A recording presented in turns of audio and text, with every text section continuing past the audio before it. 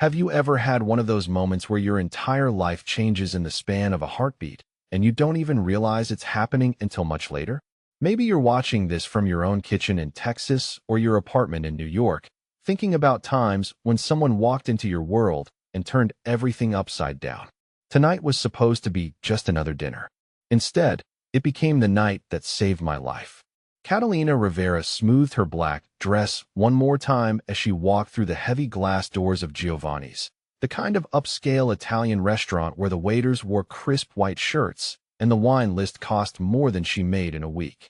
At 24, she had worked tirelessly to establish herself as a junior marketing coordinator at a small firm downtown. But places like this still made her feel like an imposter. The hostess, elegant in a way that seemed effortless, smiled politely as Catalina gave Derek's name for their reservation. She spotted him immediately at a corner table, his sandy brown hair perfectly styled, wearing the navy suit she had complimented him on before. Derek Hoffman looked every inch the successful real estate agent he claimed to be, phone pressed to his ear as he gestured animatedly. 28 years old and already making six figures, he reminded her constantly. She approached the table quietly, not wanting to interrupt what sounded like an important call. Derek glanced up as she sat down, his blue eyes scanning her appearance with the critical assessment she had grown accustomed to over the past 2 years. He held up one finger, indicating she should wait while he finished his conversation. Catalina folded her hands in her lap and studied the menu, acutely aware of the prices that seemed to mock her modest salary. The restaurant hummed with the quiet conversations of well-dressed diners, the soft clink of expensive silverware against china, the subtle fragrance of garlic and fresh herbs drifting from the kitchen. At a table near the windows, 3 men in impeccably tailored suits spoke in low voices, their conversation punctuated by the occasional gesture toward documents spread between them. The man facing her direction caught her attention briefly. He appeared to be in his early 30s, with dark hair styled in a way that suggested both refinement and danger, olive skin that spoke of Mediterranean heritage, and striking green-gray eyes that seemed to take in everything around him without appearing to look directly at anything. Derek ended his call with a sharp laugh and turned his attention to her, though attention felt like too generous a word for the way his gaze immediately found fault. "You're late," he said without preamble. "Traffic was heavy on the bridge," Catalina replied softly, reaching for her water glass to give her hand something to do. She had actually been sitting in her car for 10 minutes in the parking lot, working up the courage to come inside, knowing that Derek had been increasingly volatile lately and uncertain about what kind of mood she would find him in tonight. He picked up the menu with an irritated sigh. "This place is expensive, Catalina. I hope you understand that." "I do," she said, scanning the prices again and wondering if she could get away with ordering just an appetizer. Maybe the Capri salad would be enough. Derek had suggested this restaurant, had insisted on it actually, but she had learned not to point out such contradictions. They only made him angrier.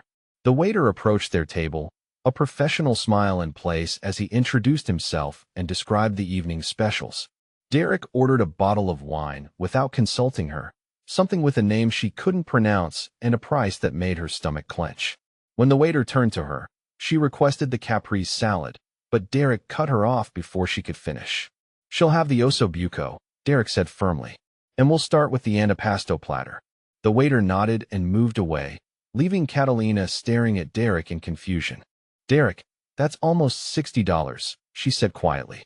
"You know I can't afford that right now, not with my car payment due," and his hand came down on the table hard enough to make their water glasses jump, the sound sharp enough to cause several nearby diners to glance in their direction. Catalina felt heat crawl up her neck as she realized people were starting to stare. "That's exactly the problem," Derek hissed, leaning forward so his voice wouldn't carry to other tables, but his words still hit her like physical blows. "You think small, Catalina. You act small. Look around you. Look at this place, and look at yourself." She did look around, noting the elegant couples engaged in quiet conversation, the soft lighting that made everything seem golden and romantic, the obvious wealth displayed casually in jewelry and clothes, and the easy way people ordered without glancing at prices. Then she looked at herself, at the black dress she had bought on sale 3 months ago, at her modest jewelry, at the way she sat hunched slightly forward, as if trying to make herself smaller. "This is what I'm talking about," Derek continued, his voice gaining volume despite his apparent attempt to keep it low. "You dress like you shop at discount stores, which you do. You order the cheapest thing on the menu. You drive a car that's older than our relationship. When I introduce you to my colleagues, you have nothing interesting to say about your little marketing job because you don't do anything important enough to talk about." Each word landed like a carefully placed cut, designed to find the places where she was already tender. Catalina had been working in marketing for 3 years now, had recently been promoted to coordinator, and had been proud of that promotion until Derek explained to her why it wasn't actually much of an achievement. She made decent money for someone her age, but Derek's constant comparisons to his own success had a way of making her feel like she was failing at life. The wine arrived, and Derek went through the tasting ritual with theatrical precision, clearly enjoying the sommelier's attention. Catalina sat quietly, trying to ignore the way other diners kept glancing at their table. She could feel eyes on them, could sense the uncomfortable energy Derek was creating, but she didn't know how to make it stop without making it worse. When their appetizer arrived, Derek continued his critique between bites of prosciutto and fresh mozzarella. "Your sister called me yesterday," he said conversationally, as if the previous 10 minutes hadn't happened. "Rosa's worried about you. She thinks you're not happy. I told her that you're just going through a phase, that you need to grow up and start appreciating what you have instead of always focusing on what you lack." Catalina's heart clenched at the mention of her younger sister. Rosa was 19 and away at college, smart and funny, and everything Catalina wished she could be. The idea that Rosa had called Derek instead of her directly felt like another small betrayal, another sign that Derek had somehow positioned himself as the authority on her life and feelings. "What did she say exactly?" Catalina asked carefully. "Oh, the usual sisterly concern. She thinks you seem sad when she talks to you. Thinks maybe you're stressed about money or work. I explained to her that you're just naturally anxious, that you've always been the type of person who worries too much and sees problems where there aren't any." Derek took a sip of wine and studied her face. "I told her that what you really need is to learn to trust the people who care about you instead of always second-guessing everything." The implication was clear. Rosa's concern was unfounded. Catalina's feelings were invalid, and any unhappiness she might be experiencing was a character flaw rather than a reasonable response to how she was being treated. It was a masterful piece of manipulation, the kind Derek had perfected over their 2 years together. He positioned himself as the rational voice defending her against her own family's worry, while simultaneously confirming that any problems in her life were her own fault. Their main courses arrived, and Catalina stared down at the osso buco she hadn't ordered and couldn't afford. The braised veal looked delicious, and under other circumstances, she would have been grateful for the opportunity to try something so elegant. Tonight, it felt like another symbol of how little control she had over her own life. Derek had ordered for her because he didn't trust her judgment, would likely expect her to pay for it because she was the one eating it, and would use the cost later as evidence that she was financially irresponsible. She took a small bite, and it was as wonderful as it looked, rich and tender and perfectly seasoned. For just a moment, she allowed herself to enjoy it, to appreciate the skill that had gone into its preparation and the luxury of eating something so expertly crafted. Then Derek's voice cut through her brief pleasure. "At least try to sit up straight," he said, gesturing toward her posture with his fork. "You're slouching like a teenager. And smile, for God's sake. People are going to think I brought my depressed cousin to dinner." The words hit her like cold water, washing away any enjoyment she had managed to find in the meal. She straightened her shoulders and attempted a smile, but it felt hollow and forced. Derek nodded approvingly and returned to his own meal, apparently satisfied that he had corrected her behavior. As they ate, Derek launched into a detailed account of his recent success at work, a story she had heard variations of several times before. He had closed a major deal, impressed his boss, made more money in commission this month than some people made all year. The story was designed to highlight his competence and success, while implying that her own professional achievements were insignificant by comparison. Catalina nodded and made appropriate comments, playing the role of impressed girlfriend that Derek required from her.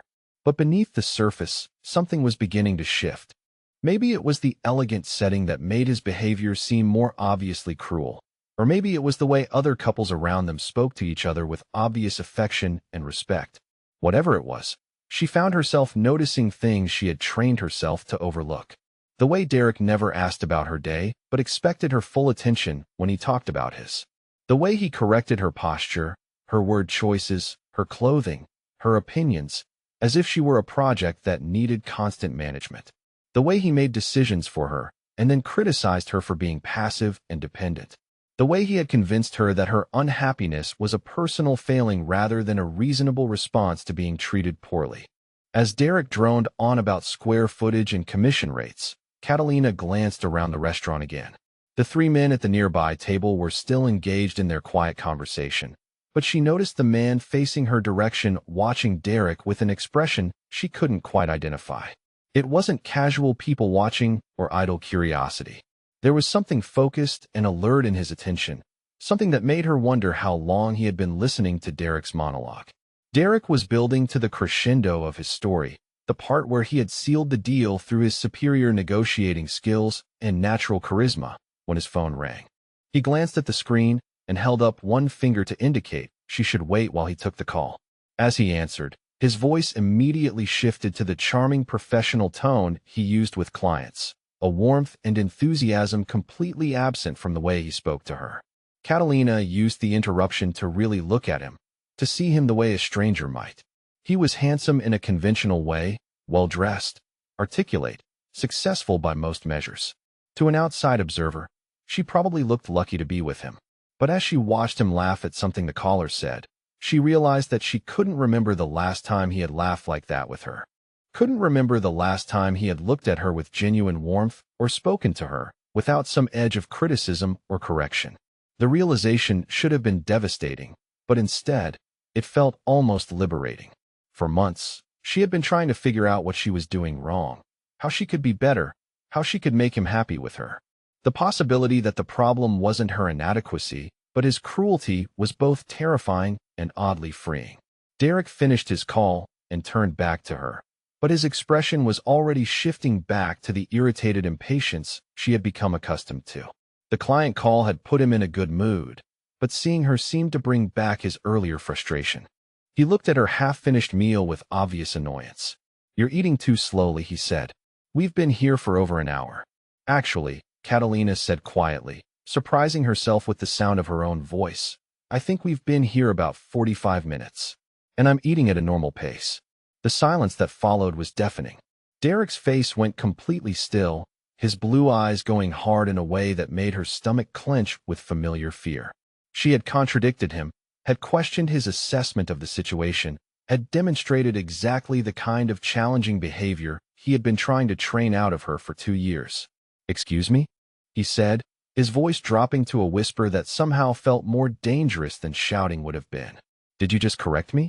At our anniversary dinner, in front of all these people, you're going to sit there and argue with me about how long we've been here?" Anniversary dinner. Catalina had completely forgotten that this was supposed to be a celebration of their 2-year anniversary. The irony was so sharp it almost made her laugh.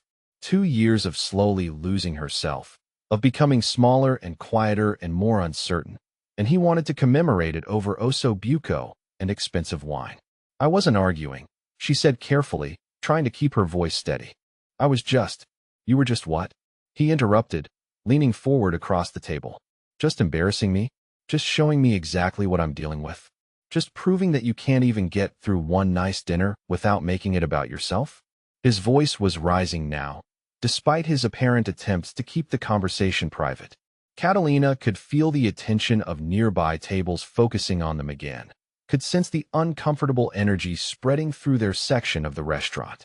The elegant couple at the table to their left was trying to pretend they weren't listening, but their conversation had stopped entirely. The 3 businessmen near the window had also gone quiet, and she could see the man facing her direction watching Derek with an expression that had shifted from alert interest to something harder. "I'm sorry," she said automatically, the words coming out of her mouth before she could stop them. It was a reflex by now, apologizing for Derek's behavior, apologizing for existing in a way that somehow always seemed to provoke his anger. "I didn't mean to." But Derek wasn't finished. 2 years, Catalina. 2 years I've been patient with you. trying to help you become someone worth being with. I've introduced you to my friends, brought you to nice places, tried to teach you how to dress and how to act, and how to be the kind of woman a successful man would want to be seen with. And this is what I get in return. Attitude. Arguments. Constant disappointment. Each word was carefully chosen for maximum impact, designed to remind her of all the ways she had supposedly failed to meet his standards. But something had shifted in Catalina during the past hour, some internal barometer that had finally registered the cruelty she had been accepting as normal. Instead of the usual crushing shame and desperate desire to make amends, she felt something else rising in her chest. Anger. Derek continued his litany of her failures, his voice getting louder and more vicious with each item on his list. Too sensitive, too anxious, too poor, too boring, too ungrateful for everything he had done for her. The words washed over her like acid, and for the first time in months, she didn't try to absorb them or figure out how to fix the problems he was identifying. Instead, she found herself looking around the restaurant again, seeing their situation from the outside. They were making a scene. Derek was humiliating her in public, tearing her down in front of strangers, airing their private business for everyone to hear. And he didn't seem to care about the stares or the obvious discomfort of other diners or the way the waitstaff was carefully avoiding their table. All he cared about was making sure she understood exactly how disappointed he was in her. When he finally paused in his tirade, the silence felt heavy and charged. Catalina looked at him across the table, this man she had spent 2 years trying to please, and felt something inside her shift permanently. "I think we should go," she said quietly. "Oh, we're definitely going," Derek said, his voice dripping with a satisfaction that made her skin crawl. "And when we get to your apartment, we're going to have a real conversation about your attitude and what's going to change going forward." He stood up abruptly, tossing his napkin on the table with theatrical anger. The movement was sharp enough to knock over his wine glass, sending dark red wine spreading across the white tablecloth and dripping onto the floor.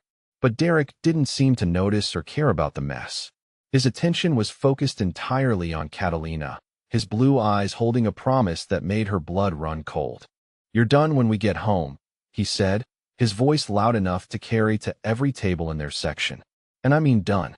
The words hung in the air like a threat, and Catalina felt every eye in the restaurant turn toward her. The elegant couple at the nearby table looked shocked and uncomfortable. The waitstaff had stopped pretending not to notice and was staring openly. And the 3 businessmen near the window had gone completely still, their conversation abandoned entirely. Derek threw a handful of bills on the table, though Catalina suspected it wasn't enough to cover their meal and the wine they hadn't finished, and stalked toward the exit without looking back to see if she was following. For a moment, Catalina sat frozen at the table, staring at the overturned wine glass and the spreading stain, feeling like the whole restaurant was holding its breath waiting to see what she would do. Then she stood up on unsteady legs, grabbed her purse, and followed Derek toward the door, her face burning with shame and her heart pounding with something that might have been terror or might have been the first stirring of rebellion. As she walked past the table of businessmen, the man facing her direction caught her eye for just a moment, and she saw something in his green-gray gaze that looked like recognition, like understanding, like fury on her behalf. She reached the exit just in time to see Derek's car pulling out of the parking lot, leaving her standing alone outside Giovanni's with no way to get home and the echo of his threat still ringing in her ears. Catalina stood outside Giovanni's, the cool evening air raising goosebumps along her arms as she stared at the empty parking space where Derek's car had been moments before. The reality of her situation was beginning to sink in.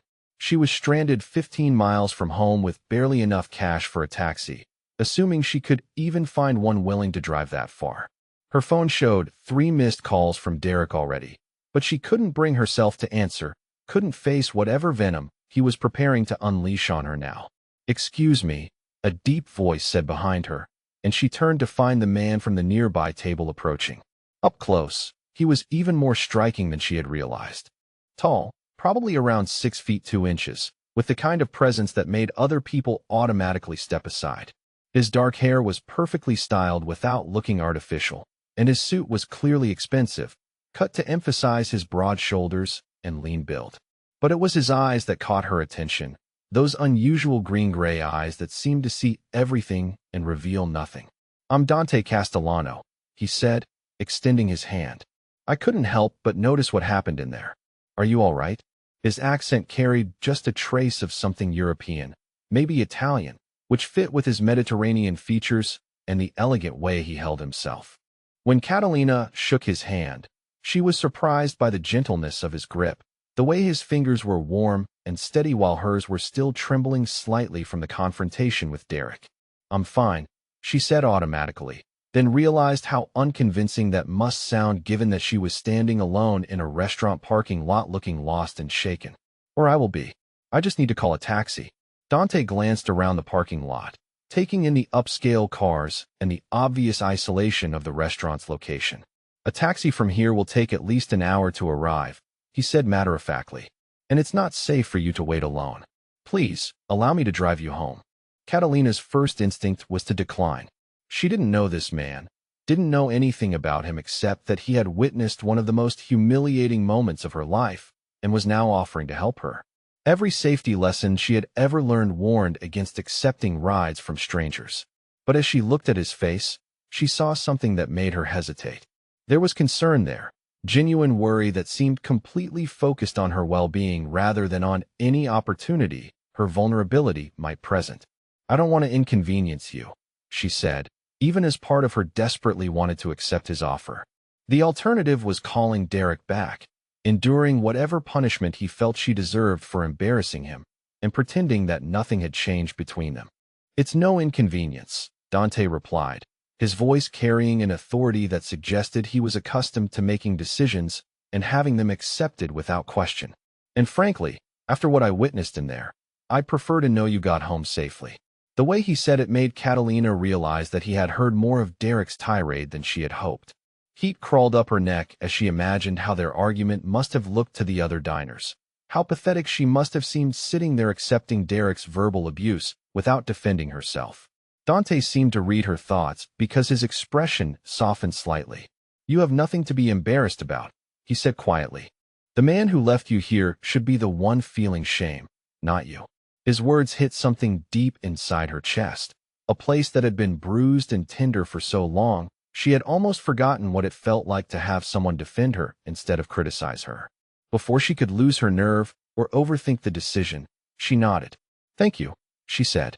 "I'd appreciate the ride." Dante's car was exactly what she would have expected from someone who carried himself with such confident elegance. A sleek black sedan that probably cost more than she made in 2 years, with leather seats so soft they felt like silk and technology she didn't recognize built seamlessly into the dashboard. When Dante started the engine, it purred to life with barely a whisper of sound. "What's your address?" he asked as they pulled out of the parking lot, and Catalina gave him directions to her apartment complex across town. As they drove, she found herself stealing glances at him, trying to reconcile the man who had approached her with such careful courtesy with the aura of danger she sensed beneath his refined exterior. "How long were you with him?" Dante asked after they had driven in comfortable silence for several minutes. 2 years, Catalina answered, surprised by how easily the truth came out. She had been expecting small talk about the weather or traffic, not this direct inquiry into her personal life. But something about Dante's manner made her want to be honest with him, made her feel like he actually cared about her answer rather than just making conversation. 2 years, he repeated, and she could hear something like controlled anger in his voice. "Has he always spoken to you like that?" The question hung in the air between them, heavy with implication. Catalina stared out the passenger window at the lights of the city flowing past, trying to figure out how to answer. The honest response was yes. Derek had always been controlling and critical, but it had gotten worse over time, so gradually that she hadn't really noticed until tonight, when seeing it through a stranger's eyes had made it impossible to ignore. "He has strong opinions about how things should be," she said finally, which was both true and completely inadequate to describe the systematic way Derek had eroded her confidence and independence. Dante made a sound that might have been a laugh if it had contained any humor whatsoever. "Strong opinions," he repeated. "Is that what we're calling it?" His tone was carefully neutral, but Catalina could sense the judgment underneath, and it made her defensive despite everything that had happened tonight. "You don't know him," she said quickly. He's not always like that. He's under a lot of pressure at work, and sometimes. She trailed off, realizing that she was making excuses for Derek's behavior, trying to justify the unjustifiable to a man who had no reason to care about her relationship drama. The silence that followed felt charged with things neither of them was saying. "Do you have family nearby?" Dante asked, changing the subject with the kind of smooth precision that suggested he was skilled at reading people and knowing when to push and when to retreat. "Not really," Catalina admitted. "My parents live in Arizona, and my sister Rosa is away at college in California. I have a few friends here, but most of them are Derek's friends too, so it gets complicated." As soon as the words left her mouth, she realized how isolated that made her sound. Derek had been systematically separating her from her support network for 2 years, introducing her to his circle of friends and colleagues, while subtly discouraging her from maintaining relationships that predated their dating. He claimed that her old friends were holding her back, that they were jealous of her relationship and trying to sabotage her happiness. At the time, his explanations had seemed reasonable, even protective. Now she was beginning to see them for what they really were. "That must be difficult," Dante said, and his voice carried an understanding that made her throat tight with unexpected emotion. Being far from family when you need them. They were approaching her neighborhood now, the elegant restaurants and boutiques giving way to more modest apartment complexes and strip malls. Catalina felt embarrassed by the contrast, by how shabby her building would look compared to the obvious wealth Dante was accustomed to. When she pointed out her complex, a 3-story brick building that had seen better days, she half expected him to make some comment about the difference in their circumstances. Instead, Dante parked near the entrance and turned to study the building with the same careful attention he had given everything else tonight. The parking lot was well lit, and there were people coming and going, which was good. But the security looked minimal, which concerned him for reasons he couldn't explain to her yet. "Thank you for the ride," Catalina said, reaching for the door handle. "I really appreciate your kindness tonight." "Wait," Dante said, and something in his voice made her pause. "Here's my number, in case you need anything." He handed her a business card that was heavy and elegant, with his name embossed in simple black letters. Underneath, it read Castellano Enterprises, which told her nothing about what he actually did for a living, but suggested it was probably something lucrative and important. "I don't want to impose," she said, but Dante shook his head. "You're not imposing," he replied. "Sometimes we all need help, and there's no shame in accepting it when it's offered freely." As Catalina walked toward her building, she could feel Dante watching her, could sense him waiting to make sure she got inside safely before driving away. It was such a small gesture, but after 2 years of Derek's criticism and control, having someone show genuine concern for her well-being felt almost overwhelming. Her apartment was on the 2nd floor, a modest 1-bedroom that she had furnished carefully over the past 3 years of living on her own. It wasn't much, but it was clean and comfortable and entirely hers, at least until Derek arrived to deliver whatever punishment he felt she deserved for tonight's perceived infractions. As if summoned by her thoughts, her phone buzzed with a text message from Derek. "Where the hell are you?" It read, followed immediately by another message. "You better not have done anything stupid tonight, Catalina. We're going to talk when I get there, and you're going to listen." She stared at the messages, feeling her stomach clench with familiar dread. This was the pattern, the cycle that had defined their relationship for months now. Derek would explode in public, humiliate her, storm off to make his point, then return later to deliver a more private punishment designed to ensure she never embarrassed him again. She would apologize, promise to do better, accept responsibility for provoking his anger, and they would return to their normal routine until the next time she failed to meet his impossible standards. But tonight felt different somehow. Maybe it was having a stranger witness Derek's cruelty, or maybe it was the gentle way Dante had treated her, but something had shifted in Catalina's perception of what normal looked like. Derek's behavior wasn't normal. His anger wasn't her fault, and his threats weren't something she had to accept as inevitable. Her phone rang, Derek's name flashing on the screen, and for the first time in months, Catalina didn't answer. She let it go to voicemail, then listened to the message he left, his voice tight with barely controlled fury as he informed her that he was coming over and she better be ready to explain herself when he got there. Instead of preparing for his arrival, Catalina found herself looking at Dante's business card, running her thumb over the embossed letters of his name. She didn't know why he had helped her tonight, didn't know what kind of man offered rides home to strangers, but she was grateful for his intervention. For the first time in 2 years, someone had seen her as worth protecting rather than correcting. Outside her window, she could hear cars in the parking lot, voices of her neighbors coming home from their Friday night activities, the normal sounds of people living their lives without fear or constant anxiety about saying the wrong thing or failing to meet someone else's standards.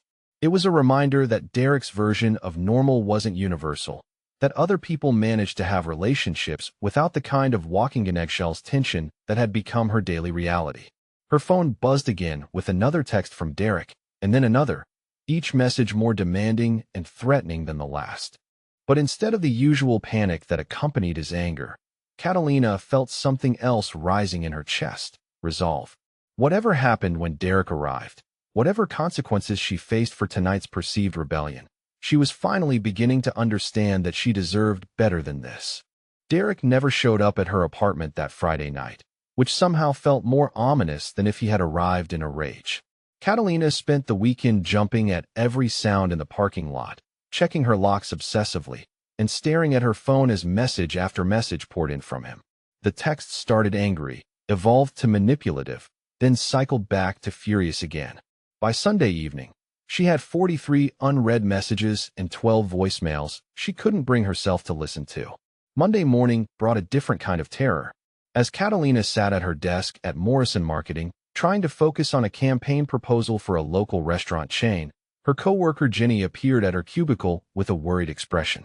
"Kat, there's some guy asking for you at the front desk," Jenny said quietly, glancing around to make sure their supervisor wasn't within earshot. "He says he's your boyfriend, but he seems really agitated. Sandra's handling it, but she looks uncomfortable." Catalina's stomach dropped. Derek had never come to her workplace before, had always claimed that her job was too unimportant to warrant his attention. The fact that he was here now, demanding to see her, meant that his anger had escalated beyond anything she had experienced before. She made her way to the reception area on unsteady legs, her heart pounding with each step. Derek was there, pacing in front of Sandra's desk like a caged animal, his usually perfect hair disheveled and his expensive suit wrinkled as if he had slept in it. When he saw Catalina approaching, his face lit up with a smile that didn't reach his eyes. "There she is," he said loudly, his voice carrying across the small lobby. "My beautiful girlfriend who's been avoiding my calls all weekend. We need to talk, Catalina. Right now?"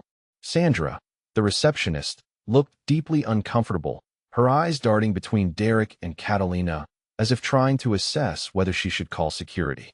The lobby felt too small suddenly, too exposed, with Derek's manic energy filling the space and making it hard to breathe.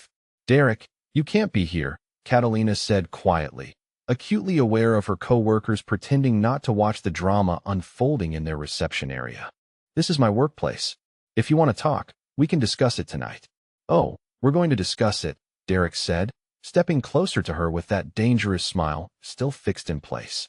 "We're going to discuss your new attitude and where exactly you've been getting ideas about how relationships work. But first, you're going to come with me right now so we can have a private conversation about respect and loyalty." His hand shot out and wrapped around her wrist, not hard enough to leave marks, but firm enough to make his point clear. Catalina could feel Sandra watching, could sense her co-worker's alarm, could imagine how this scene would be discussed for weeks in the break room. Derek was humiliating her professionally now, adding her career to the list of things he could destroy if she didn't comply with his demands. "Let go of me," she said, surprised by the steadiness in her own voice. "I'm at work, Derek. You're making a scene." "I'm making a scene?" Derek's laugh was sharp and humorless. "You disappear for 3 days, ignore my calls, leave me worried sick about where you are and whether you're safe, and I'm making a scene by coming to check on you?" The manipulation was masterful, turning his stalking behavior into evidence of his caring concern, making her the unreasonable one for wanting boundaries. But something had fundamentally changed in Catalina since Friday night. Some internal compass that now pointed toward truth instead of toward whatever explanation would keep Derek calm. "You weren't worried about my safety," she said quietly, pulling her wrist free from his grip. "You were angry because I didn't answer your calls. There's a difference." For a moment, Derek's mask slipped entirely, and she saw raw fury flash across his features before he managed to recover his composure. When he spoke again, his voice was deadly quiet, the kind of controlled whisper that meant real danger. "You have no idea what you're playing with, Catalina," he said, leaning close enough that only she could hear him. "But you're going to find out very soon if you keep testing me like this. I know where you work now. I know your schedule, your routes, your friends. Don't make the mistake of thinking you can hide from me." The threat was clear and specific enough to make her blood run cold. Derek had never been physically violent with her, but the promise in his voice suggested that was about to change. As he straightened up and walked toward the exit, he called back loud enough for everyone to hear. "I'll see you tonight, sweetheart. We have a lot to discuss." The silence that followed his departure was deafening. Sandra stared at Catalina with obvious concern, clearly wanting to say something, but not knowing what words could address what she had just witnessed. Ginny appeared at Catalina's elbow, her face pale with worry. "Cat, that was really scary," Ginny whispered. "Do you want me to call someone? The police, maybe, or—" "No," Catalina said automatically, then realized she didn't actually know what she wanted Ginny to call. Derek hadn't technically done anything illegal. He had visited her workplace, made veiled threats, grabbed her wrist briefly. It was harassment, certainly, but the kind that was hard to prove and harder to prosecute. As the day wore on, Catalina found it impossible to concentrate on work. Every phone call to the office made her jump. Every delivery person at the front desk made her heart race. Every car in the parking lot that looked like Derek's made her stomach clench with anxiety. By 5 o'clock, she was a nervous wreck, but the thought of leaving the relative safety of her office felt overwhelming. She waited until most of her coworkers had left before finally gathering her things and heading to the parking garage. As she approached her car, she saw him immediately. Derek, leaning against his sedan 3 spaces away from hers, watching her with that same unsettling smile he had worn in the lobby. "Ready for our talk?" he asked conversationally, pushing off from his car and walking toward her with deliberate slowness. "I've been thinking about it all day, Catalina. About your attitude problem and how we're going to fix it." Catalina fumbled with her keys, her hands shaking as she tried to unlock her car door. Derek's presence filled the empty garage with menace, his footsteps echoing off the concrete walls as he approached. She managed to get her door open, but before she could get inside, Derek's hand slammed against the window above her head, trapping her between his body and the car. "We're going to have our conversation whether you want to or not," he said, his breath hot against her ear. "You can come willingly, or I can make this much more difficult for both of us. But either way, you're going to learn what happens when you embarrass me and then ignore me for 3 days." Terror made her movements clumsy as she tried to slide into the driver's seat, but Derek's free hand caught her arm, his fingers digging in hard enough to bruise. For a wild moment, Catalina thought he was actually going to drag her away from her car, was going to force her to go with him to whatever private location he had chosen for their conversation. Then she remembered the business card in her purse, the one she had been carrying around for 3 days without quite understanding why. With her free hand, she managed to grab her phone and scroll to the number she had programmed but never expected to use. The phone rang twice before Dante's voice answered, calm and professional. "Dante Castellano. I need help," Catalina whispered, acutely aware of Derek's sharp intake of breath as he realized what she was doing. "I'm in the parking garage at my work, and Derek is here, and I don't think he's going to let me leave." "Where are you exactly?" Dante's voice had gone completely hard, all warmth and courtesy stripped away to reveal something much more dangerous underneath. "Morrison Marketing on 5th Street, the underground parking garage," Catalina said, and Derek's grip on her arm tightened painfully. "Who the hell are you calling?" Derek demanded, trying to grab the phone from her hand. "Hang up right now, Catalina, or this is going to get much worse for you." "Stay on the line," Dante said, his voice cutting through Derek's threats with absolute authority. "I'm 15 minutes away. Can you get in your car and lock the doors?" Before Catalina could answer, Derek succeeded in knocking the phone from her hand, sending it skittering across the concrete floor of the garage. His face was flushed with rage now, all pretense of reasonable concern abandoned in favor of raw intimidation. "You called someone else," he said, his voice rising to echo off the garage walls. "After everything I've done for you, everything I've invested in this relationship, you call some stranger instead of working things out with me like an adult." His hands were on her shoulders now, shaking her hard enough to make her teeth rattle, and for the first time in their relationship, Catalina genuinely feared for her physical safety. Derek had crossed some internal line, had moved from psychological abuse to the kind of physical intimidation that preceded real violence. But then she heard the sound of a car engine, powerful and smooth, echoing through the parking garage with predatory intensity. Headlights swept across the concrete walls as a sleek black sedan rounded the corner and approached their location with deliberate purpose. Derek's hands fell away from her shoulders as he turned to see what was happening, his expression shifting from rage to uncertainty as he took in the expensive car and the way it moved with obvious intent. The sedan pulled up behind Derek's car, effectively blocking his exit, and Dante stepped out with the kind of fluid grace that suggested violence was always an option even when he chose diplomacy. He was dressed in another perfectly tailored suit, but there was something different about his demeanor now, something that made the temperature in the garage seem to drop several degrees. "Is there a problem here?" Dante asked, his voice carrying easily across the space between them. His tone was polite, almost conversational, but there was something underneath it that made Derek take an involuntary step backward. "No problem," Derek said quickly, trying to reclaim some of his earlier bravado. "Just having a private conversation with my girlfriend. Nothing that concerns you." Dante's eyes moved to Catalina, taking in her obvious fear and the way she was pressed back against her car door as if trying to disappear. His gaze lingered on her arm, where Derek had grabbed her, noting the red marks that were already beginning to form bruises. "It concerns me when a woman calls me for help," Dante said, still in that dangerously calm voice. "And it concerns me when I arrive to find her cornered in a parking garage by someone who appears to be threatening her." "Now look," Derek started, but something in Dante's expression made him trail off uncertainly.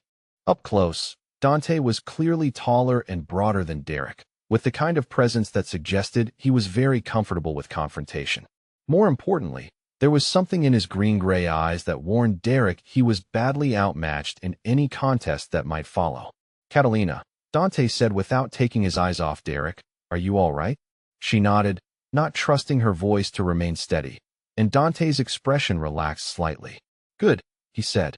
"Get in your car and follow me. We're leaving."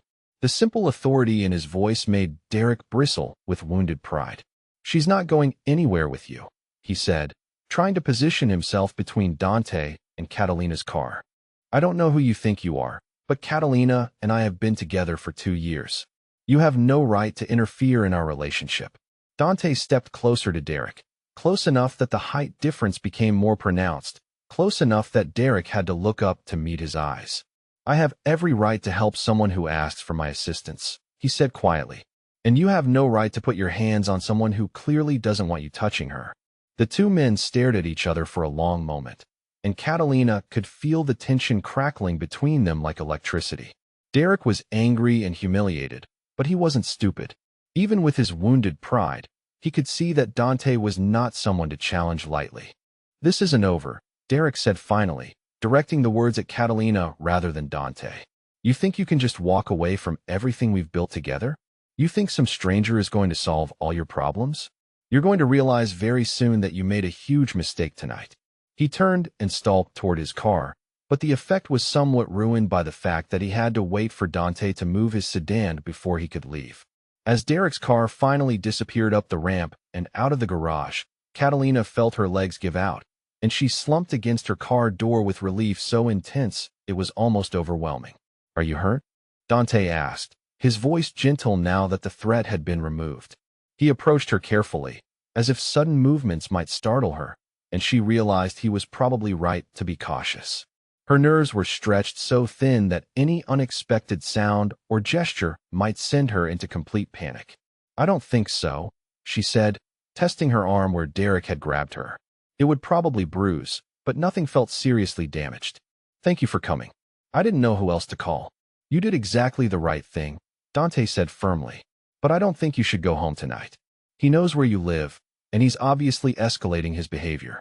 The thought of Derek waiting for her at her apartment, possibly with hours to work himself into an even greater rage, was enough to make her stomach clench with dread.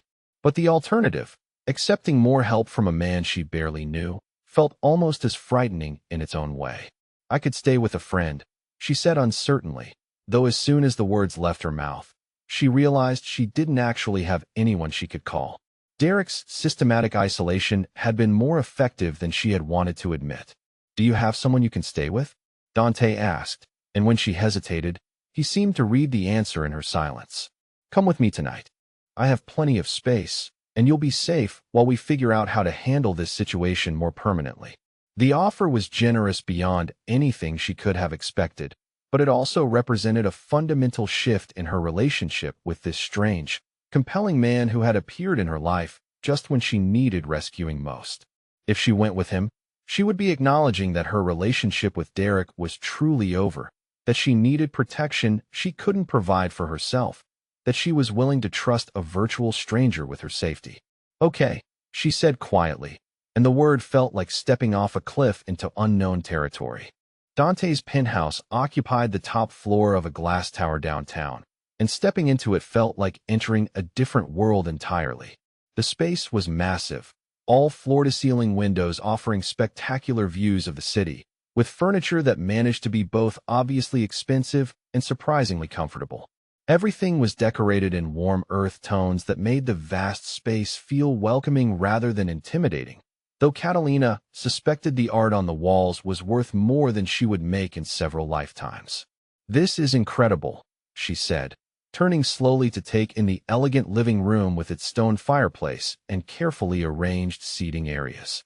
The kitchen was visible beyond an archway, all professional-grade appliances and marble countertops that gleamed under perfect lighting. Thank you, Dante said, setting down her overnight bag near the entrance. Are you hungry? I was planning to cook dinner anyway, and I always make too much for one person. The domestic offer was so normal, so unexpectedly warm after the fear and adrenaline of the parking garage, that Catalina felt tears prick at her eyes. When was the last time someone had offered to cook for her without expecting something in return, without using the gesture as leverage in some larger power struggle? I'd like that, she said, following him toward the kitchen and watching as he moved around the space with comfortable familiarity. What are you making? Risotto, he said, already pulling ingredients from the refrigerator with efficient movements. My mother's recipe, more or less. She always insisted that good food was the foundation of a good life. As Dante worked, Catalina found herself relaxing for the first time in days, maybe weeks. There was something soothing about watching him cook, about the careful attention he paid to each ingredient and the obvious pleasure he took in the process. His movements were confident but not hurried, methodical but not rigid, and she realized she was seeing a completely different side of the man who had faced down Derek with such quiet menace. Tell me about your family, Dante said as he stirred arborio rice into simmering broth. You mentioned your sister is in college? The question caught her off guard, partly because Derek never asked about her family except to criticize them for being too far away to be useful, and partly because it suggested Dante was genuinely interested in knowing her rather than just helping her through a crisis. Rose is 19, studying pre-law at UCLA, Catalina said, settling onto one of the bar stools at the kitchen island. She's brilliant, much smarter than I ever was. She wants to be a prosecutor, says she's going to put bad guys in jail and make the world safer for everyone. Sounds like she gets her sense of justice from her sister, Dante said with a slight smile. What about your parents? They retired to Arizona a few years ago.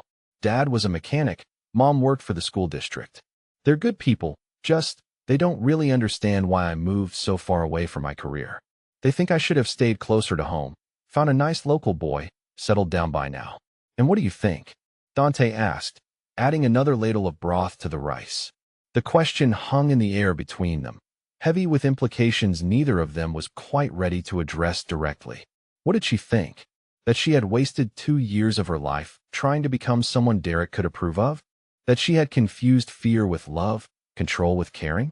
That she was only beginning to understand how small her world had become? I think I'm still figuring out what I want, she said finally, which was honest even if it wasn't complete. They ate at his dining table, a sleek piece of dark wood that seated 8 but felt intimate with just the two of them. The risotto was perfect, creamy and rich with just the right amount of bite to the rice, and Catalina found herself eating with genuine appetite for the first time in days. "This is wonderful," she said, and Dante looked pleased in a way that suggested compliments on his cooking meant something to him. "My mother would be satisfied," he said. "She believed food was how you showed people you cared about them. That a meal prepared with attention and intention was worth more than expensive gifts or elaborate gestures." "What does she think of your work?" Catalina asked, then immediately wished she could take the question back. She didn't actually know what Dante did for a living, beyond the vague Castellano Enterprises on his business card, and she suddenly realized she might be asking about something she wasn't supposed to know about. Dante was quiet for a long moment, studying her face as if trying to decide how much truth she could handle. "My family has been in business for several generations," he said carefully. "We handle various enterprises, some of which operate in areas that traditional businesses don't reach." The careful phrasing told her everything and nothing, but the way he watched her reaction suggested this was some kind of test. Catalina thought about the way Derek had backed down in the parking garage, about the expensive car and the penthouse and the quiet authority that seemed to surround Dante like an invisible force field. "Are you in organized crime?" she asked quietly, surprising herself with her directness. Dante's eyebrows rose slightly, as if he hadn't expected her to be so blunt. "Yes," he said simply. "Does that frighten you?" Catalina considered the question seriously. By all rights, it should terrify her. She was sitting in the home of a man who had just admitted to being a criminal, eating dinner he had prepared with his own hands, trusting him to protect her from her abusive ex-boyfriend. A week ago, the situation would have seemed like madness. "It should," she said honestly, "but somehow it doesn't. Maybe because you've been kinder to me in 3 days than Derek was in 2 years." Dante reached across the table and covered her hand with his, the simple contact sending warmth shooting up her arm and making her breath catch slightly. "You deserve kindness, Catalina," he said quietly. "You deserve to be protected and cared for, not torn down and controlled." His words hit something deep inside her chest, some place that had been bruised and tender for so long she had forgotten what healing might feel like. Before she could stop them, tears were sliding down her cheeks, and she found herself telling this dangerous stranger things she had never said out loud to anyone. "He made me feel so small," she whispered. "Like everything I did was wrong. Like I was lucky he was willing to put up with me at all. I started apologizing for things that weren't my fault, changing the way I dressed and talked and acted, trying to become someone he could be proud of. And it was never enough. Nothing was ever enough." Dante's thumb stroked across her knuckles, a gentle gesture that somehow conveyed more comfort than any words could have. "The bastard spent 2 years convincing you that his problems were your fault," he said, his voice rough with carefully controlled anger. "That's not love, Catalina. That's not even close to love." She looked up at him through her tears, this man who had rescued her twice in 3 days, who had opened his home to her without expecting anything in return, who spoke about kindness as if it were a fundamental right rather than something she had to earn through perfect behavior. "I don't understand why you're helping me," she said. "You don't even know me." Dante was quiet for a long moment, his green-gray eyes serious as he seemed to consider his answer. "Maybe because I recognize something in you," he said finally. "A strength that someone has been trying to convince you doesn't exist. And maybe because some people are worth protecting, regardless of how long you've known them." His words settled into her chest like a warm glow, and for the first time in months, Catalina felt something that might have been hope beginning to unfurl inside her. She didn't know what was going to happen next, didn't know how to navigate the dangerous world Dante lived in or the complicated feelings that were beginning to develop between them. But she knew, with a certainty that surprised her, that she was exactly where she needed to be.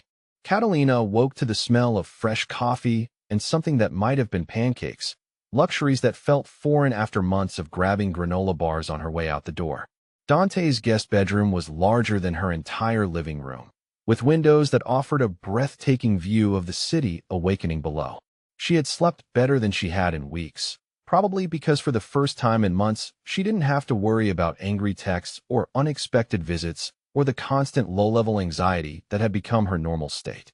The clothes she had thrown into her overnight bag seemed inadequate for breakfast with a man who lived in a penthouse, so she wrapped herself in the silk robe that had been hanging in the guest bathroom and padded toward the kitchen, following the increasingly appealing scents of whatever Dante was preparing. She found him standing at the stove, already dressed in dark slacks and a white shirt that probably cost more than her entire work wardrobe, but with his sleeves rolled up and an actual apron tied around his waist.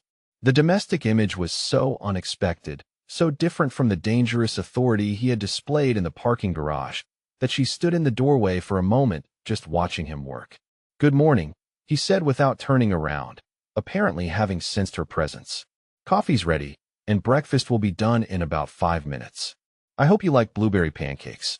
Catalina poured herself coffee from the expensive-looking machine, noting that he had somehow prepared it exactly the way she liked it despite never having asked her preferences. The first sip was perfect, rich and smooth, in exactly the right temperature, and she wondered if this was what it felt like to be genuinely cared for rather than constantly managed and criticized. "This is incredible," she said, settling onto one of the bar stools and watching him flip pancakes with practiced ease. "Do you always cook like this?" "My mother would disown me if I couldn't prepare a proper meal," Dante replied with a slight smile. She believed that a man who couldn't feed himself and the people he cared about was only half civilized. The pancakes were as perfect as everything else, light and fluffy with just the right amount of sweetness from the fresh blueberries. As they ate, Catalina found herself studying Dante's face in the morning light streaming through the floor-to-ceiling windows. He was even more attractive than she had realized, with strong features that suggested both intelligence and determination, and those unusual green-gray eyes that seemed to see everything while revealing nothing of his own thoughts. "What's your day like?" she asked, suddenly wondering what exactly a Mafia Don did during normal business hours. Did he have an office, meetings, the usual corporate routine despite the illegal nature of his enterprises? "I have some associates coming by this morning to discuss a business situation," Dante said carefully. "Nothing dangerous, just planning and coordination. You're welcome to stay in the guest room or explore the apartment, whatever makes you comfortable." The careful phrasing reminded her again that she was living in a world she didn't understand, accepting protection from a man whose daily reality included violence and criminality as normal business practices. The thought should have been terrifying, but somehow all she felt was curiosity about this strange, compelling man who cooked perfect pancakes and spoke about his mother with obvious affection. Their quiet breakfast was interrupted by the chime of the doorbell, and Dante's demeanor shifted subtly, becoming more alert and focused as he glanced toward the entrance. "That would be Marco and Vincente," he said, standing and removing his apron. "You don't need to hide, but you might prefer to stay in the background while we discuss business." Catalina nodded and moved to the living room area, settling into one of the comfortable armchairs with her coffee and trying to look invisible as Dante opened the door to admit 2 men in expensive suits. The first was younger, maybe late 20s, with the kind of nervous energy that suggested he was always ready to spring into action. The second was older, probably in his 40s, with graying hair and the calm confidence of someone accustomed to handling complicated situations. "Marco, Vincente, come in," Dante said, his voice carrying a different quality now, the warm domesticity replaced by unmistakable authority. "We have several things to discuss this morning." As the men settled around the dining table, their conversation initially seemed like it could have been taking place in any corporate boardroom. They talked about territory, profit margins, and personnel issues in the kind of coded language that revealed nothing specific while clearly meaning everything to the participants. But as Catalina listened, certain words and phrases began to paint a picture of exactly what kind of business Dante was involved in. "The Torino situation requires resolution," Marco said, spreading what looked like photographs across the table. "He's been moving product through our neighborhoods without permission and refusing to negotiate reasonable compensation." Dante studied the photographs with the kind of clinical attention most people reserve for spreadsheets or financial reports. "How many times have we attempted to reach an understanding with him?" 3 official contacts, Vincente replied. "Each time he's become more disrespectful, more convinced that he can operate independently without consequences. His latest response suggested that he doesn't take our organization seriously." The conversation continued in this vein for nearly an hour, with the 3 men discussing strategy and logistics and outcomes in terms that made it clear they were talking about violence as a business tool. Catalina found herself fascinated despite her growing understanding of exactly what she was witnessing. This was Dante's real world, the dangerous reality behind the expensive suits and elegant apartment and perfect pancakes. What struck her most was not the casual discussion of what sounded like planned intimidation or worse, but the way Dante approached these decisions with such methodical care.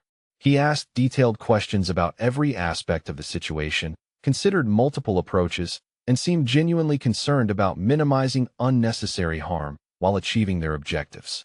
Even in planning what might be criminal acts, he displayed a code of ethics that was more thoughtful than anything Derek had ever shown in his completely legal business dealings. When the meeting finally ended and Marco and Vincente left, Dante returned to the living room to find Catalina still curled in the armchair, her coffee long since finished, but her attention entirely focused on processing what she had just heard. "I'm sorry you had to listen to that," he said quietly, settling onto the couch across from her.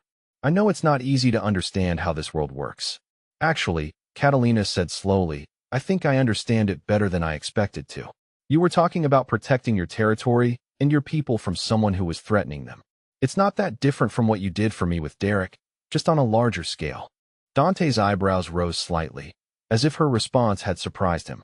"Most people have difficulty accepting the reality of what I do," he said.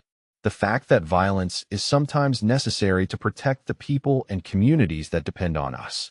The word violence hung in the air between them, heavy with implication and the weight of all the things neither of them was saying directly.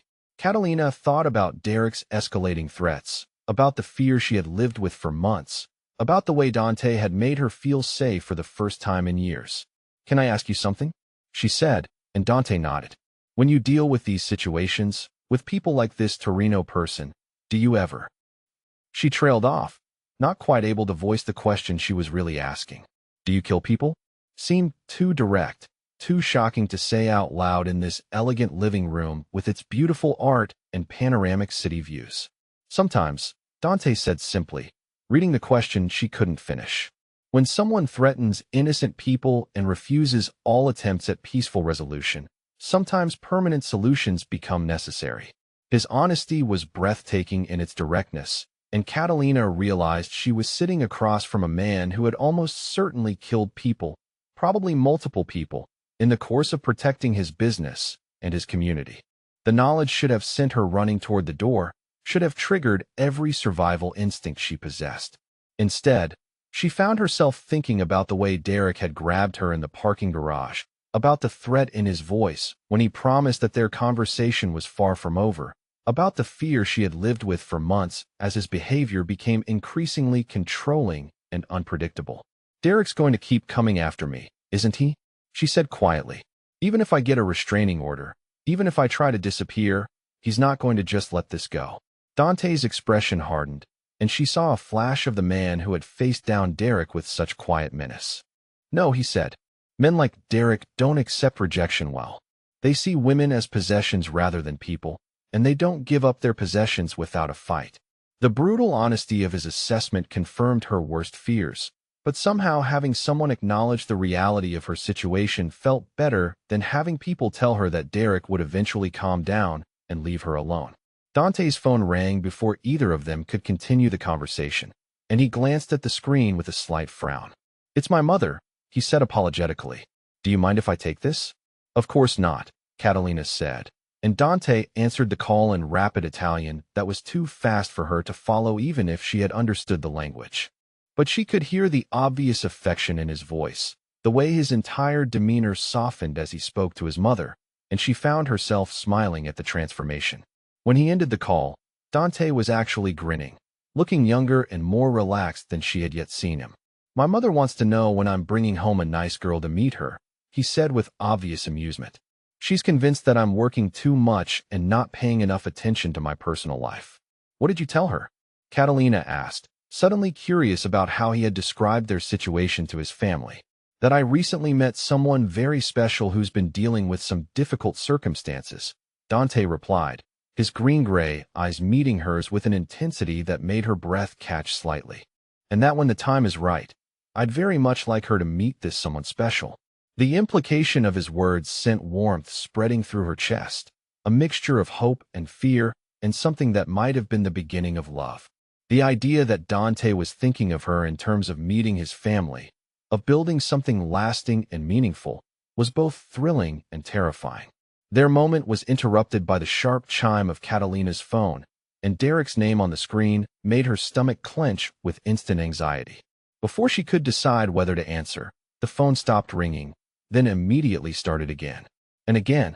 "Let me," Dante said quietly, reaching for the phone. Catalina hesitated for a moment, then handed it to him, and watched as he answered Derek's fourth call in less than 2 minutes. Derek's voice was loud enough for her to hear, even though the phone wasn't on speaker, his tone alternating between rage and manipulation as he demanded to know where Catalina was and who she thought she was protecting her. "This is Dante Castellano," Dante said calmly, cutting through Derek's tirade with quiet authority. "Catalina is under my protection now, and any further attempts to contact or threaten her will be dealt with accordingly." The silence on the other end of the call stretched for several seconds before Derek found his voice again, his tone shifting to the false reasonableness he used when he was planning something particularly vindictive. "I don't know who you think you are," Derek said, "but Catalina and I have a relationship that goes back 2 years. You can't just interfere in other people's business and expect there to be no consequences. The only consequences here will be yours if you continue to harass her," Dante replied, his voice carrying the same quiet menace Catalina had heard in the parking garage. "Stay away from her workplace, stay away from her apartment, and delete her number from your phone. This is your only warning." He ended the call and set the phone aside, but Catalina could see the tension in his shoulders, the way his jaw had tightened with controlled anger. Derek's threats had clearly triggered the same protective instincts that had brought Dante to her rescue in the first place. "He's not going to stop, is he?" she said, voicing the fear that had been growing in her chest since Friday night. "He's going to keep escalating until something really bad happens." "Probably," Dante agreed with characteristic honesty. Men like Derek don't respond well to limits being set. They see any resistance as a challenge to their authority, and they usually escalate their behavior until they're forced to stop. The words sent a chill down her spine, but there was something comforting about having someone acknowledge the reality of her situation instead of telling her she was overreacting or being dramatic. "What happens now?" she asked, and Dante's expression softened as he seemed to recognize the trust implicit in her question. "Now you stay here where I can keep you safe while we figure out a permanent solution to the Derek problem," he said. "And you decide whether you're comfortable accepting protection from someone in my line of work." Catalina looked around the penthouse, taking in the obvious wealth and comfort, the evidence of a man who lived well and took care of the people in his life. Then she looked at Dante himself, this dangerous, compelling man who cooked perfect pancakes and spoke to his mother in Italian and had offered her safety without expecting anything in return. "I've never felt safer anywhere than I do right here with you," she said quietly, the admission surprising her with its honesty. "I know I should be terrified of you, of this world you live in, but somehow I'm not. Maybe because you're the first person in years who's treated me like I matter." Dante moved from the couch to the chair where she was sitting, reaching out to cup her face gently in his hands. "You do matter," he said seriously. "You matter more than you know." His thumbs brushed across her cheekbones, and Catalina felt her breath catch at the tenderness in his touch. For months, the only hands that had touched her face had been Derek's, usually in anger or frustration, always with the implication that she had somehow failed to meet his standards. Dante's touch was completely different, reverent and careful, and full of something that looked like wonder. "Catalina," he said quietly, his voice rough with an emotion she couldn't quite identify. "If you stay here, if you let me protect you, you need to understand that everything will change. Derek won't be the only danger you'll face. Being with someone in my position means accepting risks that most people never have to consider." "I know," she whispered, acutely aware of how close he was, how his green-gray eyes had darkened as they focused on her lips. "But I also know that I'd rather face those risks with you than spend another day being afraid of Derek." Something shifted in Dante's expression, some final barrier giving way as he seemed to recognize the choice she was making. When he leaned forward to kiss her, it was with the kind of careful intensity that suggested he had been thinking about this moment for days. His lips were warm and firm against hers, moving with a confidence that made her feel dizzy and breathless, and completely safe all at the same time. This was nothing like Derek's kisses, which had always felt possessive and demanding, like he was claiming territory rather than expressing affection. Dante kissed her like she was precious, like he had all the time in the world to explore the sensation of her mouth against his. When they finally broke apart, Catalina felt like something fundamental had shifted in her understanding of what it meant to be wanted rather than owned, cherished rather than controlled. Dante's hands were still framing her face, his thumbs stroking gently across her skin as he studied her with an intensity that made her feel like the most important thing in his world. "Stay," he said simply, the word carrying the weight of everything he wasn't quite ready to say out loud. "Let me keep you safe. Let me show you what it feels like to be treasured instead of tolerated." "Yes," Catalina whispered, the word coming out before she could second-guess herself or analyze all the reasons why accepting his protection might be dangerous or complicated or completely insane. "Yes, I want to stay." The smile that spread across Dante's face was worth every risk she was taking, every bridge she was burning, every safe choice she was walking away from. For the first time in months, possibly years, she felt like she was exactly where she belonged. 2 weeks passed in a haze of domestic bliss that Catalina had never imagined possible. She and Dante fell into a routine that felt both luxurious and surprisingly natural. Morning coffee together while he read business reports and she answered emails from work. Evenings spent cooking elaborate dinners that he insisted on preparing himself. Late nights curled together on his massive couch watching old movies and talking about everything except the dangerous world that existed beyond his penthouse walls. Derek had gone quiet after Dante's warning, which should have been reassuring, but instead left Catalina with the uneasy feeling that he was planning something. Dante had assigned Marco to keep tabs on Derek's movements, and the report suggested he was maintaining his normal routine of work and social obligations. But Catalina knew him well enough to recognize that his silence meant he was strategizing rather than giving up. She had taken a leave of absence from Morrison Marketing, partly because Derek knew where she worked, and partly because she was finding it increasingly difficult to care about advertising campaigns when she was falling in love with a man who existed in a completely different universe. Dante had insisted that her salary would continue to be deposited regardless, another gesture of care that reminded her daily how different her life had become. The members of Dante's inner circle had gradually been introduced to her as his woman, a designation that came with both protection and respect that amazed her. Marco treated her with the same courtesy he showed Dante himself, and Vincente had actually smiled when she asked intelligent questions about their business operations. She was beginning to understand that in Dante's world, claiming someone as yours was a serious commitment that came with obligations and expectations that went far beyond anything she had experienced in conventional relationships. Her sister Rosa called on a Wednesday evening while she and Dante were preparing dinner together, her voice bright with excitement as she announced that she had a week off from classes and wanted to come visit. Catalina's immediate joy at hearing from Rosa was quickly tempered by the realization that bringing her sister into this situation might be dangerous. "I'd love to see you," Catalina said carefully, glancing at Dante as he paused in chopping vegetables to listen to her side of the conversation. "But things are complicated right now. Maybe it would be better to wait a few weeks until—" "Oh, come on, Cat," Rosa interrupted with the kind of exasperation only a younger sister could muster. "I haven't seen you in 6 months, and you've been weird on the phone lately. Plus, I want to meet this mysterious new boyfriend you're living with, but won't tell me anything about." Catalina felt her stomach clench with worry, but before she could come up with another excuse, Rosa had already moved into planning mode, chattering about flight times and how she couldn't wait to see the city and meet the man who had apparently made her sister happier than she'd sounded in years. When the call ended, Dante set down his knife and turned to face her with an expression of gentle concern. "You're worried about her safety," he said, reading her thoughts with the intuitive accuracy that had become familiar over the past 2 weeks.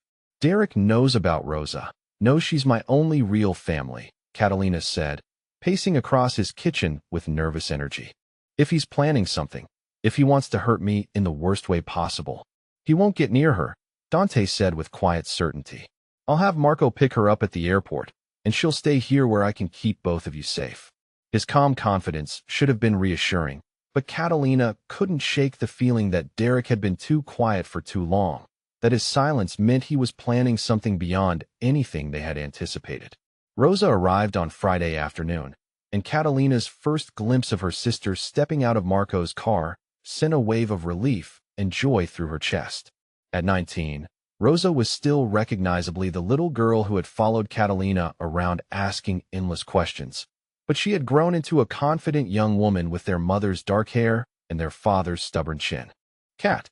Rosa exclaimed, throwing her arms around her sister with the kind of unreserved affection that made Catalina realize how much she had missed having family nearby. "You look incredible, seriously. Whatever this guy is doing for you, it's working." Dante appeared in the doorway as they were hugging, and Catalina watched Rosa's eyes widen as she took in his height, his expensive clothes, and the aura of quiet power that seemed to surround him even in casual settings. "Rosa, this is Dante," Catalina said, noting the way her sister straightened slightly, as if recognizing that this was someone important. "Dante, this is my sister Rosa. It's a pleasure to meet you," Dante said, extending his hand with the same formal courtesy he showed everyone. "Catalina has told me wonderful things about your studies and your plans for law school." Rosa shook his hand, and Catalina could see her sister's sharp mind working as she took in the penthouse, the obvious wealth, and Dante's refined mannerisms. Rosa had always been able to read people quickly, a skill that would serve her well as a prosecutor, and Catalina wondered what conclusion she was drawing about Dante and his obviously unconventional lifestyle. The first evening went smoothly, with Rosa charming both Dante and Marco with her quick wit and genuine curiosity about their lives. She was too polite to ask direct questions about Dante's business, but Catalina could see her filing away details and observations with the methodical attention that had made her an excellent student. Saturday morning brought disaster in the form of Dante's phone ringing at 7 a.m., Marco's voice tight with urgency as he delivered news that made Dante's face go completely hard with controlled fury. "Derek has Rosa," Marco said without preamble. "He grabbed her from the coffee shop downstairs about 20 minutes ago. Building security has footage, but by the time they realized what was happening, he was gone."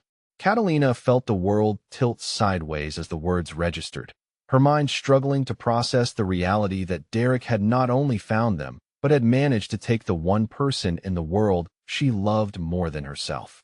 Rosa had only been in the city for 18 hours, had only left the penthouse to get coffee from the shop in the building lobby, and Derek had somehow been watching and waiting for exactly that kind of opportunity. "Where is he?" Dante asked, his voice deadly calm despite the rage Catalina could see building in his eyes. "Unknown, but he left a message with building security," Marco replied. "He wants to meet with Catalina, alone, at the old warehouse district on the south side. Says if anyone else shows up, if she brings backup or calls the police, he'll make sure Rosa pays for her sister's betrayal."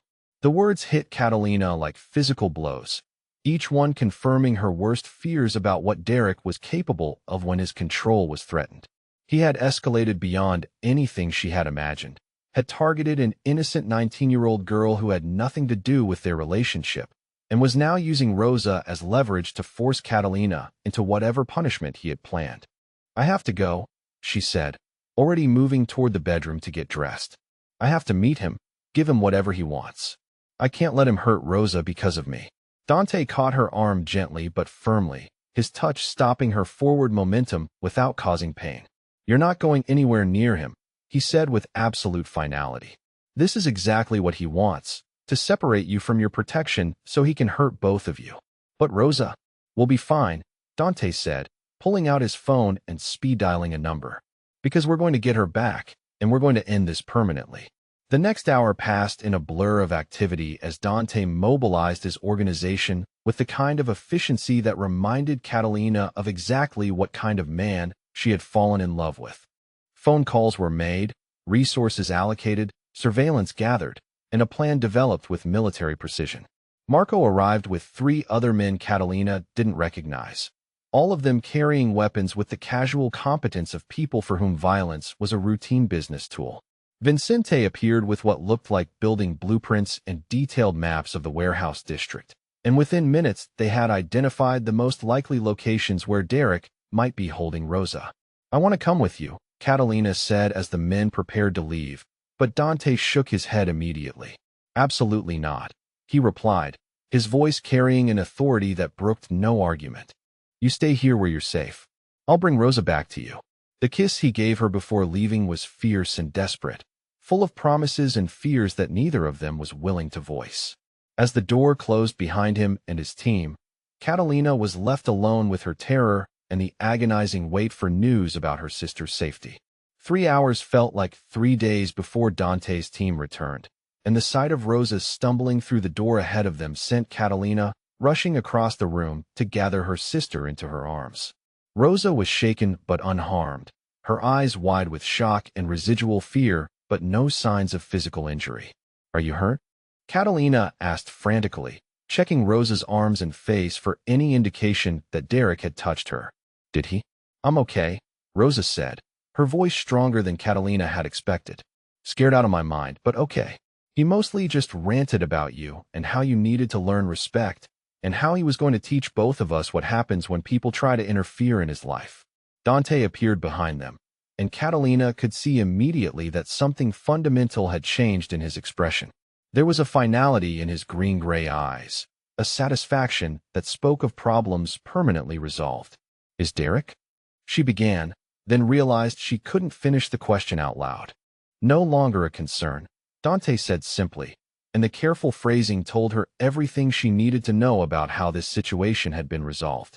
That night, after Rosa had been settled in the second guest room and the immediate crisis had passed, Catalina found herself in Dante's bedroom, feeling like every emotion she had suppressed over the past few hours was demanding attention simultaneously. The relief of having Rosa safe, the horror of knowing that Derek was gone, the overwhelming gratitude toward the man who had risked everything to protect her family. All of it swirled together into something that felt too big for her chest to contain. "You saved her," she said quietly as Dante emerged from the bathroom, his hair still damp from the shower and wearing only the silk pajama pants that made her mouth go dry.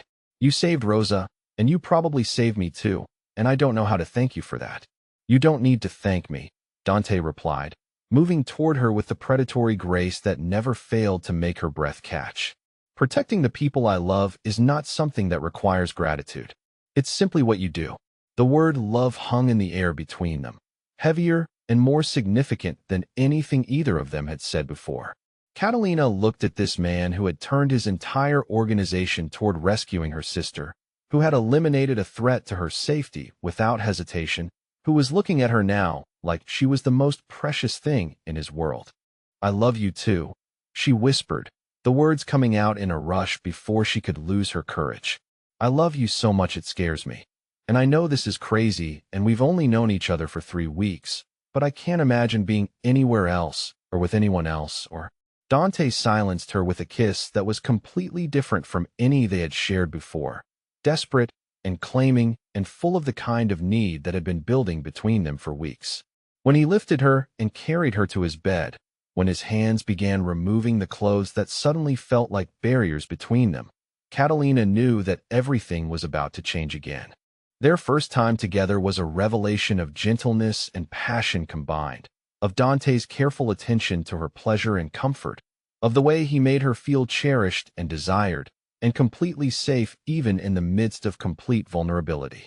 He whispered words in Italian that she didn't understand, but that made her feel like poetry, and when they finally came together completely, it felt like the most natural thing in the world despite being unlike anything she had ever experienced with Derek or anyone else. Afterward, as they lay tangled together in the darkness with Catalina's head on Dante's chest and his fingers stroking through her hair, she felt like she had finally found the place where she belonged. "Marry me," Dante said quietly, his voice rough with emotion and exhaustion and something that sounded like wonder. "I know it's soon. I know this world is dangerous and complicated and not what you planned for your life. But marry me and let me spend the rest of my life protecting you and loving you and showing you what it means to be treasured." Catalina lifted her head to look at him, to see the sincerity in his green-gray eyes and the vulnerability that he was allowing her to witness. "Yes," she said without hesitation, the answer coming from some deep certainty that had nothing to do with logic or timing or reasonable expectations. Yes, I want to marry you and be part of your world and your family and whatever comes next. The smile that spread across Dante's face was radiant with joy and relief, and the kind of happiness that transformed his entire expression. When he kissed her again, it tasted like promises and forever and the beginning of something extraordinary. 6 months later, Catalina stood in the bedroom of the house she now shared with Dante, adjusting the simple but elegant cream silk dress she had chosen for their wedding day. The house was a compromise between his penthouse and her need for something that felt more like a home than a showcase. A beautiful colonial in an exclusive neighborhood that somehow managed to be both luxurious and welcoming. In the mirror, she could see the woman she had become during these months of healing and growth. Her dark hair was styled in soft waves that framed a face that no longer carried the constant tension she had worn for 2 years with Derek. Her brown eyes were bright with confidence and joy, no longer darting around nervously or checking for signs of disapproval. She stood straighter, moved with more grace, and spoke with an authority that would have been unimaginable 6 months ago.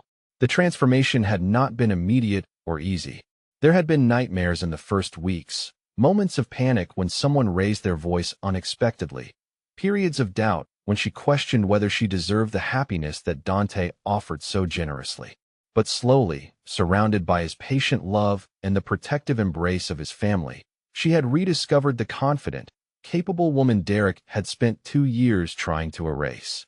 Rosa appeared in the doorway, radiant in the deep blue dress they had chosen for her role as maid of honor, her face glowing with excitement and barely contained emotion.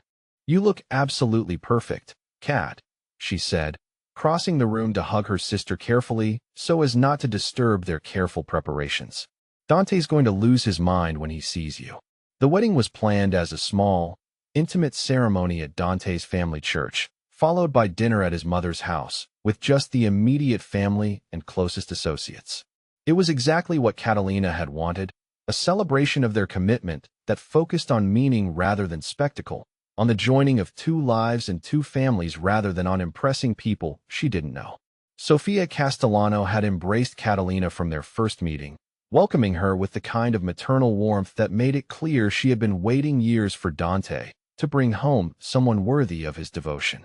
Sofia was a small, elegant woman in her late 60s with silver hair and the same green-gray eyes as her son, and her acceptance of Catalina had smoothed the way for the rest of Dante's extensive family to embrace her as well.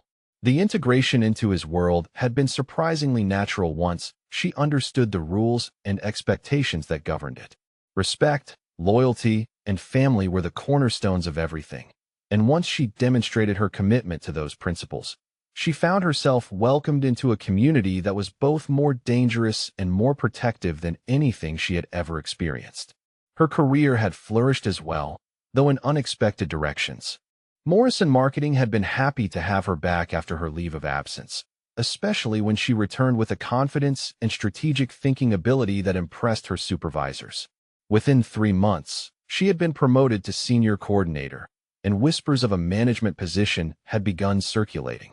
Dante insisted that her success was entirely due to her own merit, but she suspected his connections had ensured that she received opportunities that might not have been available otherwise. The morning passed in a blur of final preparations, family arriving from various parts of the city, and the comfortable chaos that surrounded any gathering of Dante's relatives. His cousins were loud and affectionate, his aunts offered endless advice about marriage and children, and his uncles treated her with the kind of respectful protectiveness reserved for family members who needed to be sheltered from the harsher realities of their world. As afternoon approached and it was time to leave for the church, Catalina found herself thinking about the night 6 months ago when Derek had abandoned her outside Giovanni's restaurant. That terrified, humiliated woman who had stood in the parking lot with no way home and no understanding of her own worth felt like a stranger now, someone she could barely recognize as herself. The person she had become was confident enough to love and be loved by a powerful man, strong enough to accept protection without feeling diminished by it, secure enough to trust someone else with her safety and her heart. Dante had not rescued her from Derek so much as he had shown her how to rescue herself, how to recognize her own value and demand to be treated accordingly. The church ceremony was beautiful in its simplicity, with Sophia weeping happily in the front pew and Marco serving as Dante's best man with obvious pride. When Dante turned to see Catalina walking down the aisle toward him, the expression on his face made every risk she had taken, every fear she had conquered, feel completely worthwhile.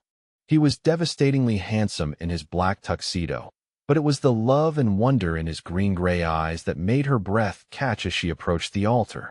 This was the man who had seen her at her lowest moment and chosen to protect her, who had opened his dangerous world to include her, who had eliminated threats to her safety without hesitation and then proposed to her with hands that were both gentle and lethal. The vows they exchanged were traditional in form, but loaded with personal meaning that only they fully understood. When Dante promised to love and protect her for the rest of his life, he was acknowledging the specific ways she had needed protection when they met. When Catalina promised to stand by him in good times and bad, she was accepting the dangerous realities that came with loving someone in his position. The kiss that sealed their marriage was soft and reverent, full of promise and gratitude, and the kind of deep contentment that came from finding exactly where you belonged in the world. As they walked back down the aisle as husband and wife, Catalina felt like she was floating, buoyed by the love and acceptance surrounding them from every direction. The dinner at Sophia's house was a celebration that lasted well into the evening, with multiple generations of Castellanos gathering to welcome the newest member of their family. The food was spectacular, the wine flowed freely, and the stories shared painted a picture of a family that was complex and sometimes dangerous, but bound together by unshakable loyalty and love. As the evening wound down and guests began to leave, Dante appeared at Catalina's side with a suggestion that made her heart skip with anticipation and a touch of nostalgic nervousness. "There's somewhere I want to take you before we go home," he said, his eyes holding a mystery that intrigued her. 20 minutes later, they were pulling up in front of Giovanni's restaurant, the same upscale Italian establishment where her old life had ended and her new one had begun. Dante had called ahead to reserve their original table, the one near the windows where he had first witnessed Derek's cruelty and decided to intervene. "This feels like tempting fate," Catalina said as they were seated at the familiar table, though she was smiling at the romantic gesture even as the memories of that terrible night flickered through her mind. "I wanted us to see this place again as the people we are now," Dante explained, reaching across the table to take her left hand and stroke his thumb across the simple but perfect wedding band he had placed there hours earlier. 6 months ago, you were trapped and afraid, accepting treatment you didn't deserve from someone who saw you as a possession. Tonight, you're here as my wife, protected and cherished and completely free to be exactly who you are." The difference was stark and almost overwhelming when she allowed herself to really consider it. 6 months ago, she had sat at this very table feeling small and ashamed, flinching under Derek's criticism and accepting his verbal abuse as somehow normal or deserved. Tonight, she sat here confident and radiant, wearing a wedding dress and holding the hand of a man who looked at her like she was the most precious thing in his world. "Do you remember what Derek said to you that night?" Dante asked quietly, his voice carrying just enough edge to remind her of the danger that lurked beneath his refined exterior. "You're done when we get home," Catalina replied, the words still capable of sending a small chill down her spine despite knowing that Derek would never threaten anyone ever again. He was right. In a way, Dante said with a slight smile that held no warmth whatsoever. The woman who accepted that treatment was done that night. But the woman who called me for help, who chose to trust me despite not knowing anything about my world, who fought to become someone worthy of being loved completely, she was just beginning. His words hit something deep in her chest, a recognition of the journey she had traveled from victim to survivor to someone strong enough to love and be loved by a man like Dante. The transformation had not been easy, but it had been necessary, and it had led her to a life she could never have imagined when she was trapped in Derek's web of control and criticism. The server approached their table with obvious deference, recognizing them as important guests even if he didn't know exactly who they were or why they commanded such respect. When Dante ordered wine without consulting her, It was because he knew her preferences and wanted to pamper her, not because he was asserting control over her choices. The difference was subtle but profound, the distinction between being cared for and being managed. As they shared their meal and talked about their plans for their honeymoon trip to Sicily, where she would meet more of Dante's extended family and see the origins of the traditions that now governed her life, Catalina found herself thinking about other women who might be sitting in restaurants right now accepting treatment they didn't deserve from men who saw them as property rather than partners. Maybe you're watching this from your kitchen in Michigan or your apartment in Florida, thinking about someone in your own life who makes you feel small or afraid or constantly wrong. I want you to know that it doesn't have to be that way. Love doesn't require you to become smaller to make someone else feel bigger. Real love, the kind that builds you up instead of tearing you down, the kind that protects instead of controlling, that's what you deserve. And sometimes the scariest thing you can do is the thing that saves your life. When they finally left the restaurant, it was with a sense of having come full circle, of having transformed something that began as humiliation and fear into a celebration of love and new beginnings. As Dante helped her into the car, his touch was gentle and protective, the gesture of a man who understood that her safety and comfort were his responsibility not because she was incapable of caring for herself, but because protecting the people you love was simply what you did. Their house was quiet when they arrived, decorated with flowers from the wedding and filled with gifts from family members who had wanted to contribute to their happiness. As they climbed the stairs to their bedroom, Catalina caught sight of their reflection in the hallway mirror, a man and woman who clearly belonged together, who moved with the comfortable synchronization of people who had found their perfect match. In the soft lamplight of their bedroom, as Dante carefully helped her out of her wedding dress with the reverent attention of someone unwrapping a precious gift, Catalina marveled at how different this felt from every intimate moment she had ever shared with Derek. There was no criticism here, no sense that she needed to perform or meet some impossible standard. There was only love and acceptance and the kind of desire that made her feel beautiful and wanted exactly as she was. Later, as they lay together in the darkness with her head on his chest and his fingers stroking through her hair, Catalina thought about the woman she had been 6 months ago and the woman she was now. The transformation had been dramatic, but it had not changed the fundamental core of who she was. Instead, Dante's love had simply allowed her to become the person she had always been underneath Derek's careful conditioning and systematic erosion of her confidence. "I love you, Mrs. Castellano," Dante murmured against her hair, and the sound of her new name sent warmth spreading through her entire body. "I love you too," she replied, turning to kiss the skin above his heart. "Thank you for seeing who I really was when I couldn't see it myself." As sleep began to claim them both, Catalina's last conscious thought was about the wedding rings gleaming on their joined hands, symbols of a commitment that had been forged through danger and sealed with the kind of love that transforms everything it touches. 6 months ago, she had been a woman accepting cruelty as the price of companionship. Tonight, she was a wife whose husband would move heaven and earth to keep her safe and happy, and the difference felt like being reborn into a life she had never dared to dream was possible.